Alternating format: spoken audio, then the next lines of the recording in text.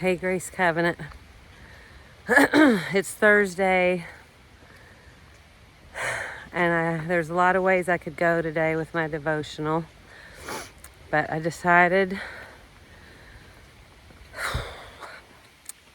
I'm needing to really dip into the distance runner part of me right now and living in this world. So I just finished my run out here. I'm slowly trying to get back into running after COVID. And I just want to share a little bit with you about what was coming up for me while I was running today. First of all, it's raining and I'm not feeling great still since the COVID. But I know that if I don't make myself get up and move and get back into it, my body is just losing more and more stamina. It's losing muscle. It's losing cardiovascular health.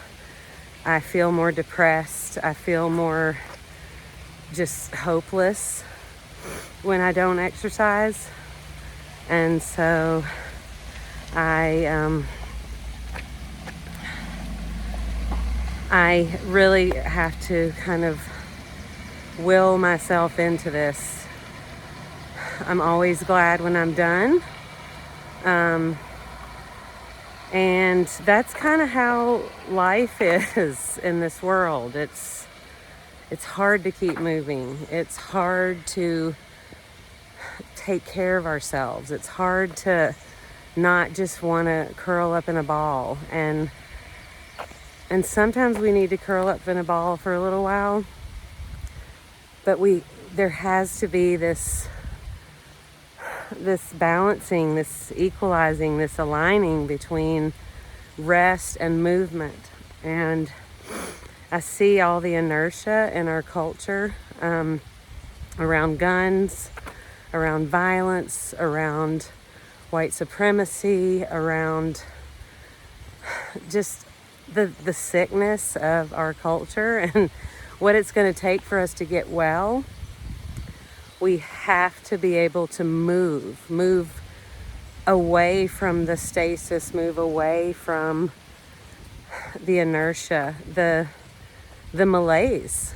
And I really felt that in my body today. And, like the rain just pelting me in my face, that kind of feels how the world feels right now. We're just pelted with information and people, saying things that are just awful, coming up with, conspiracy theories about babies gunned down in their classroom, not even 24 hours after they're dead.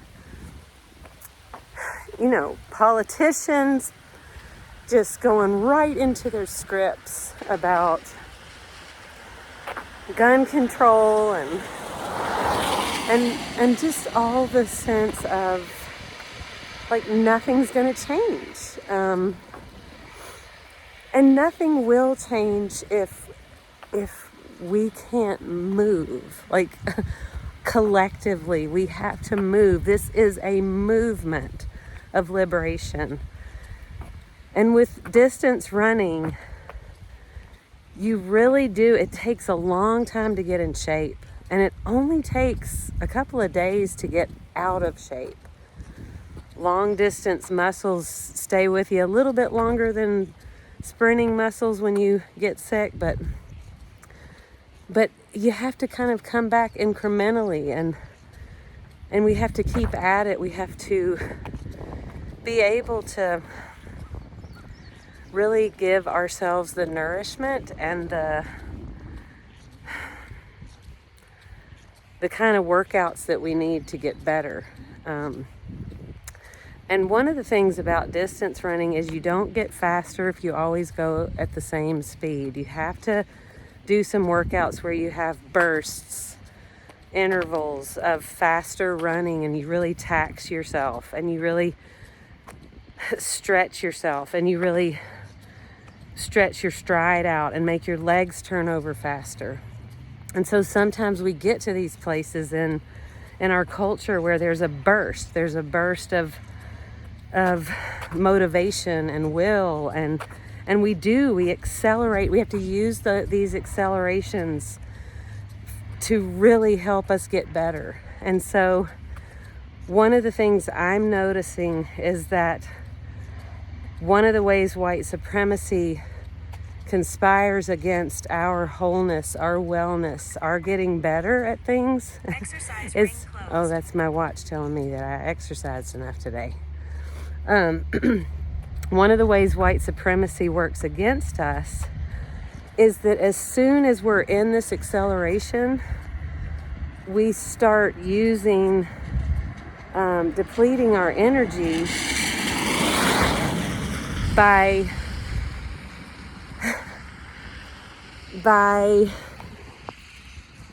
it's not just fighting with each other, but it is working at cross purposes. So we're always going to have disagreements in our culture. But actually there is a collective will to change how we deal with guns. All the polling and everything shows that most Americans, like some polls as much as 90% of Americans want us to do something different about guns. Now, there's a continuum about what that means. But what happens is we just fall into this same kind of stupor and captivity to the same way we've been talking about it, to the same way, the same speed we've been going, the same cadence, the same stride. We have to stretch. We have to turn our legs over faster. When we're in these accelerations, we have to be able to max out our ability to get to some better place. And by that, I mean, we have to find some new ways of talking about it, of moving through it. The time to lament needs to be collective. The time to come together and get better at being human together, that needs to be collective. And we need to be able to call out and call in the people who immediately begin protecting the status quo, protecting the interests of the gun lobby, protecting the interests of entrenched power and hoarded power in our political arenas and our corporate arenas. So how do we collectively begin to